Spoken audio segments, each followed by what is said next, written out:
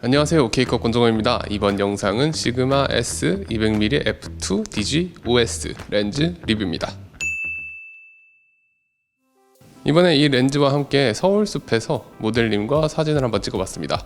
이게 아트 라인이 아니라 스포츠 라인으로 나와가지고 실내 스포츠를 한번 찍어볼까 생각도 해봤는데, 이게 저한테는 200mm f2 렌즈가 인물용이라는 뭔가 강한 인식이 박혀 있어가지고, 아무튼 너무 덥고 습한 날씨에다가 야외 촬영인데 200mm f2 렌즈 특성상 클로즈업도 많이 찍게 되고, 또 제 리뷰 특성상 또 무보정으로 올려야 하기 때문에 모델님께 상당히 죄송하긴 하네요. 하지만 어쨌건 이번에도 소니 알파1과 함께한 무보정 로우 원본 이미지들을 많이 준비해 봤으니까 렌즈의 표현 능력을 살펴보시는데 도움이 되셨으면 합니다. 일단 첫인상은 굉장히 가볍습니다. 기존에 제가 알던 캐논의 그 200대포라고 하죠, EF 200mm f2 렌즈, 그거랑 비교를 해보면 엄청나게 작고 가벼워졌는데 뭔가 렌즈 알을 몇 개 빼먹은 거 아닌가 싶을 정도였어요. 사실 큰 렌즈를 쓸 때는 바디도 크고 무거운 게 저는 편하더라고요. 근데 이번에 소니의 상당히 작고 가벼운 알파1이랑 같이 사진을 찍어봤는데도 렌즈가 짧고 가벼워서 그런지 밸런스가 나쁘지 않았습니다. 그리고 디자인과 만듦새도 엄청나게 마음에 들어요. 시그마 300, 600 렌즈, 제가 얼마 전에 리뷰했던 그거랑 비슷한 100통 렌즈인데 뭔가 옹골차게 생긴 데다가 알차게 들어가 있는 조작계, 그리고 무지막지한 렌즈 구경 뭐 이런 것들이 잘 모르는 사람이 봐도 일단 사진 잘 나올 것 같은 느낌을 팍팍 들게 해줍니다. 근데 사실 뭐 이 렌즈가 작고 가벼운 것도 중요하고 이쁜 것도 중요하지만 진짜 이미지 퀄리티가 제일 중요하잖아요. 엄청납니다. 와, 이게 클로즈업 이미지를 보시면 렌즈의 표현력이 너무 좋습니다. 샤프하게 딱 초점이 맞는 눈에서 조금만 멀어지면 포커스가 나가요. 그리고 정말 녹아내리듯이 부드러운 이미지를 만들어줍니다. 머리카락에 맺힌 정말 작은 빗방울들, 이것들이 빗망울로 표현이 되고, 배경은 완전히 뭉그러져서 얕은 심도로 인해 가지고 뭉그러지는 인물의 실루엣을 강조해주게 됩니다.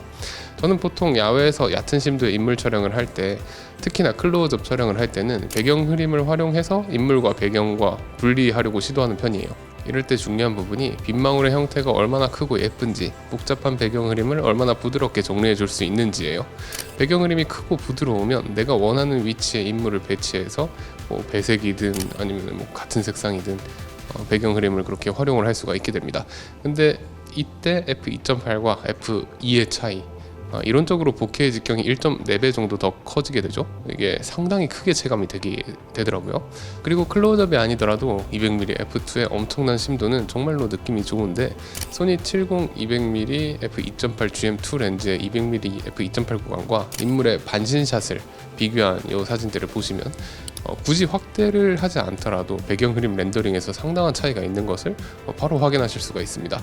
이런 반신샷은 200mm f2 렌즈로 가장 무난하게 찍을 수 있는 샷 사이즈인데, 특히 엄청나게 복잡한 식물원에서는 얕은 심도의 망원 촬영을 할 때 전경과 배경의 풀 표현이 상당히 지저분해 보일 수 있어가지고 그게 의외로 쉽지 않거든요. 이 렌즈는 테스트를 하기 위해서 일부러 복잡한 배경으로 잡고 촬영을 해도 바로 몽환의 숲으로 만들어줍니다. 이건 약간 디지털 아트로 의심받지 않을까 싶을 정도의 배경 렌더링을 보여줘요. 진짜 다시 봐도 놀랍네요. 그리고 200mm f2 렌즈 하면 저는 클로즈업보다도 꽉 찬 풀샷을 좀 더 많이 떠올리게 돼요. 옛날에 사진을 찍을 때 70 200mm f2.8 렌즈로 200mm 최대 개방해서 모델을 찍으면 어느 정도 배경의 형태는 보이면서도 모델의 표정이나 의상에만 딱 눈이 갈 수 있도록 촬영을 할 수가 있거든요. 그때 가끔씩 이거 200mm f2 렌즈로 찍었으면 어땠을까? 뭐 이런 생각을 했었어요. 실제로 비교해서 찍어보니까 진짜 차이가 있더라고요. 정말 그냥 f2.8로만 찍어도 충분히 괜찮은 상황이 많지만 f2로 찍은 걸 또 보고 f2.8로 찍은 걸 보면 상당히 아쉬움이 느껴집니다. 꽉 찬 풀샷보다 좀 더 멀어져도 봤는데 이 정도면 큰 차이 안 나겠지 했지만, 작은 모니터로 촬영 직후 모니터링 할 때부터 차이가 느껴지더라고요. 진짜 f2의 파워는 엄청났습니다. 제가 가장 궁금했던 배경 흐림 퀄리티는 정말로 엄청나게 좋았고요. 디테일하게 하고 싶은 얘기는 정말 많지만 그러면 배경 흐림 얘기만 하다가 리뷰가 끝날 것 같아서 여기까지 하고, 당연하겠지만 F2의 밝은 조리개는 F2.8보다 한 스톱 더 많은 광량을 확보할 수 있으므로 셔터 스피드를 확보해야 하는 상황에서 정말 유리하죠. 1000분의 1초와 2000분의 1초는 차이가 크니까요. 그리고 역시 당연히 선예도는 정말 끝내주고요. 심도가 정말 얕아서 그렇지 초점 맞는 면을 보면 디테일이 엄청나게 좋은 모습을 보여줍니다. 이 렌즈를 뭐 풍경이나 정물용으로 쓰실 분들은 많지 않겠지만 그런데 써도 아무 문제 없을 정도로 선예도가 엄청나게 환상적이에요. AF 역시 빠르고 쾌적했으며 동물이나 스포츠 촬영하는데도 아무런 문제가 없을 것 같고요. 손떨방 역시 200mm 단렌즈니까 200mm 기준으로 했을 때 6.5 스톱으로 핸드헬드 촬영을 할 때 정말 큰 도움이 됩니다. 쓰면서 단점이라고 할 만한 건 200mm f2 렌즈라는 것을 감안하면 작고 가볍지만 그래도 절대적인 크기는 크고 무게도 무겁다는 거, 그리고 필터 구경이 너무 커가지고 이거 기스 같은 거 나서 수리하면 비쌀 것 같으니까 필터를 끼긴 껴야겠는데 105mm니까 필터도 비싸다는 부분. 하지만 이 정도 단점으로는 200mm f2 렌즈를 쓰고 있다는 저의 그 엄청난 기분을 막을 수 없어요. 제가 실제로 인간이 좀 부정적이고 시니컬한 편인데 촬영을 하면서 리뷰 볼 때마다 우와 이렇게 많이 감탄해 본 적이 없는 것 같습니다. 장비빨도 실력이라면 실력인데 진짜 장비빨을 제대로 세워주는 렌즈다 싶어요. 그럼 외관과 기능부터 살펴보시죠. 필터 직경은 105mm고요. 무게는 1800g에 후드를 포함하면 1970g으로 렌즈의 스펙을 생각해보면 상당히 가볍습니다. 길이 역시 상당히 짧은데요. 대략 20cm 정도예요. 후드까지 포함하면 27.5cm 정도 나오고요. 무게중심 역시 좋아가지고 후드를 달거나 달지 않거나 이렇게 렌즈 풋만으로 균형을 잘 잡는 모습입니다. 렌즈 풋의 경우에는 4분의 1인치 나사울 하나와 안티 로테이팅 홀이 2개 있고요. 기본적으로 알카스위스 형식으로 되어 있어서 삼각대 활용할 때 너무너무 좋습니다. 그리고 렌즈 풋은 회전이 가능한데 90도마다 클릭이 되는 메커니즘으로 되어 있어서 이것도 가로 세로 촬영 전환할 때 너무 좋죠. 항상 말하는 내용이지만 이 알카스위스 렌즈 풋과 90도 클릭 메커니즘은 정말 편리한 부분인데 이 기능을 해주는 게 시그마밖에 없더라고요. 렌즈 풋은 육각 렌치를 활용해서 4개의 나사를 풀면 탈부착이 가능하고요. 이 렌즈 풋의 경우 새롭게 설계된 TS171이라는 모델인데 렌즈와의 간격이 더 넓고 바닥 면적도 좀 길어져가지고 들고 다니기 상당히 쉽게 되어 있다는 것도 특징입니다. 측면에는 AF, MF 전환 스위치, 3단계로 조절 가능한 포커스 거리 제한 스위치, 렌떨방 스위치가 있습니다. 참고로 렌떨방의 경우 1번이 일반적인 렌떨방이고 2번은 패닝샷을 활용할 때 사용하시면 됩니다. 저는 기본적으로 1번으로 놓고 썼어요.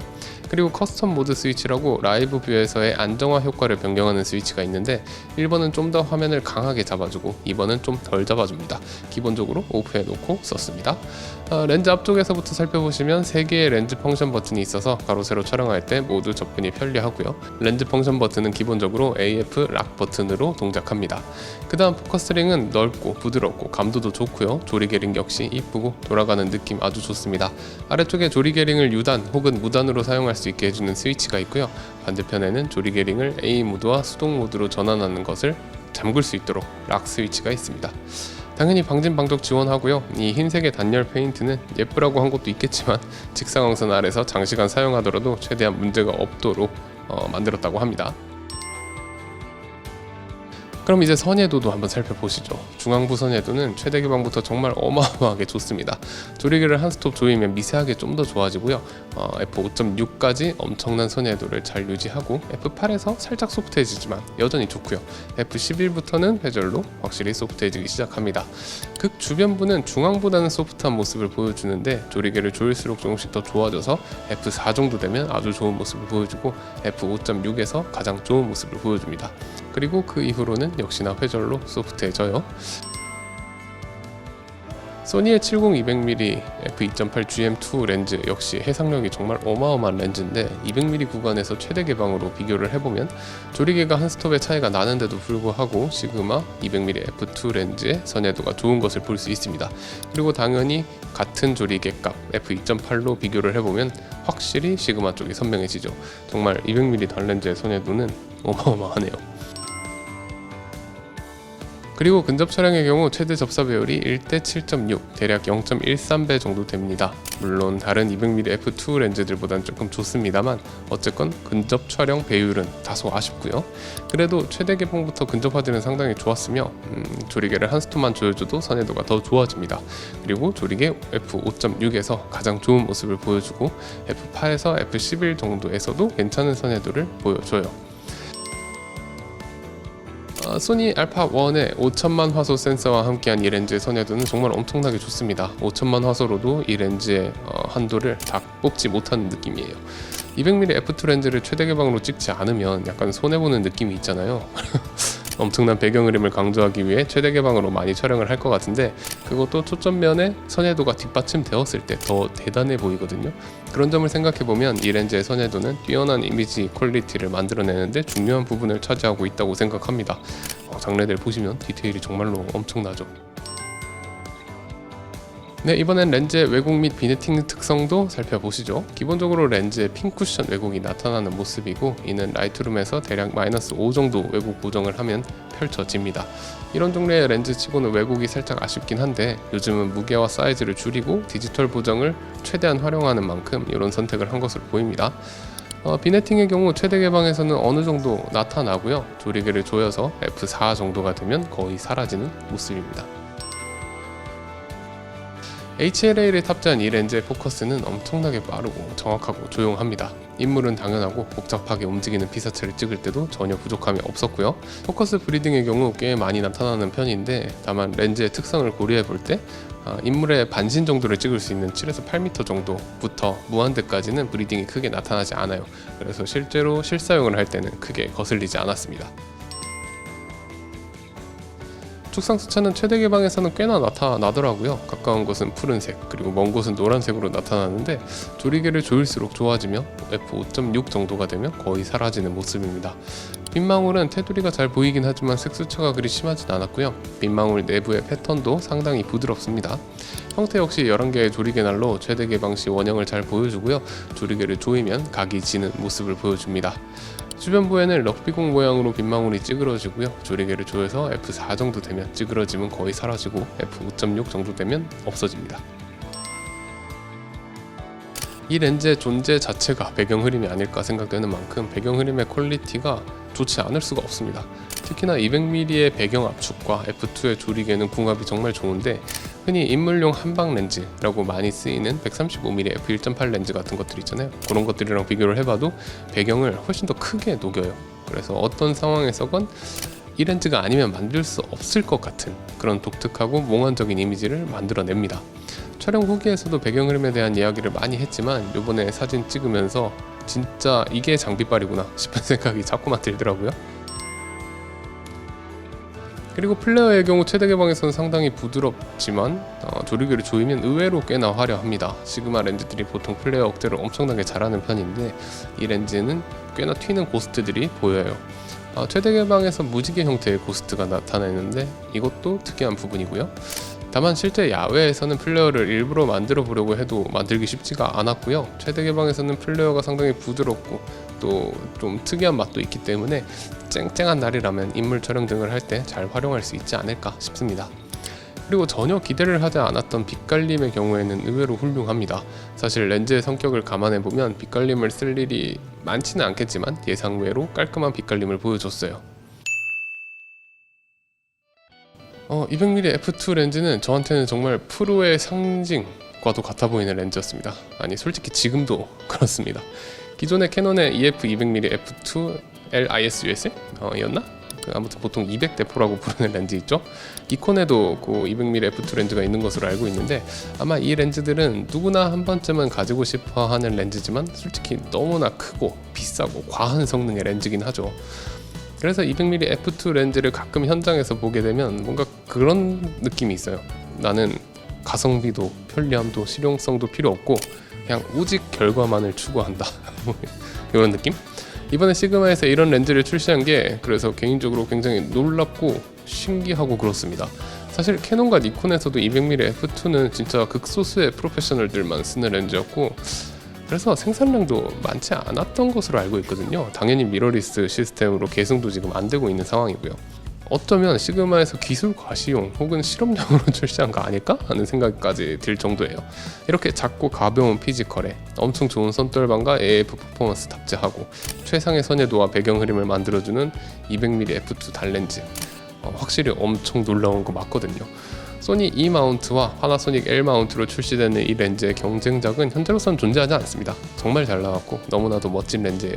하지만 이 렌즈를 추천해줄 수 있냐고 물어보면 솔직히 쉽게 추천드리기는 어렵습니다. 솔직히 그렇잖아요. 나는 가성비도 편리함도 실용성도 필요 없고 오로지 결과만을 추구한다, 뭐 이런 사람이 얼마나 되겠어요. 70-200mm f2.8 렌즈를 보유하시고 그 렌즈를 충분히 써본 상태에서 그 렌즈가 할 수 없는 그 미묘한 부분들을 느낄 수 있는 분들이 쓰는 그런 렌즈일 거예요. 아니 그냥 이게 심지어 그 차이를 느낀다고 하더라도 그 분들 중에서도 이미지 퀄리티에 대한 집착이 엄청나게 있으신 분들만 이 200mm f2 렌즈를 구입해서 쓰겠죠. 가격 아마 상당히 비쌀 것 같고 작고 가벼워졌지만 그래도 70-200 f2.8 렌즈보다 한참 크고 무거운 데다가 줌도 안 되잖아요. 단렌즈잖아요. 하지만 70-200mm f2.8 렌즈에서 뭔가 부족함을 느끼셨던 분들이라던가 주로 표준단의 렌즈를 사용하시면서 클로즈업 한방용 렌즈 뭐 이런 것들을 원하시는 분들에게는 확실히 낭만 그 이상의 렌즈가 되리라고 생각하고요. 진짜 미러리스 시대의 낭만은 시그마가 이어가 주는구나 싶습니다. 네, 이번 영상은 시그마 S 200mm f2 DG-OS 렌즈 리뷰였고요. 혹시 궁금하신 부분이 있다면 댓글 남겨주세요. 구독과 좋아요는 영상 제작에 큰 힘이 됩니다. 그럼 지금까지 OK컷 권정호였습니다. 감사합니다.